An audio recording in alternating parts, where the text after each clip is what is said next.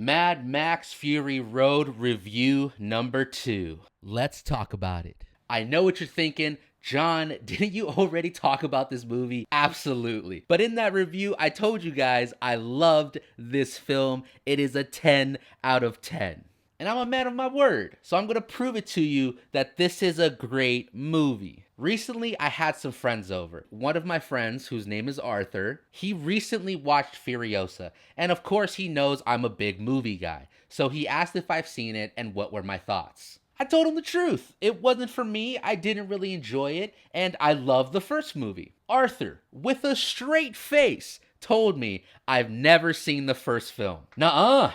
Not in my house. That is unacceptable. So that night, with all my friends, we rewatched Mad Max Fury Road. Remember, I have already seen it like maybe 2 weeks ago since recording this video. And I was 100% down to watch it again. Literally 30 minutes into the movie, Arthur turns to me and says, "Bro, already this is better than Furiosa."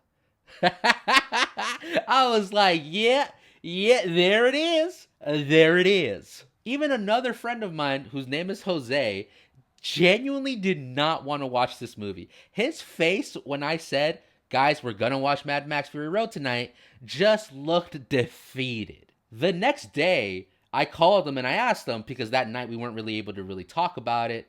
I was like, "Hey, bro, like, what'd you think of Fury Road? Come on, like, be honest with me. You're not gonna hurt my feelings. Just tell me the truth." This man said, "Bro, the reason that I didn't talk about it was because I was so glued to the movie. The movie was so good. I did not want to talk during the movie." I don't know about you, but that sounds like 5 stars out of 5 stars. You know what I mean?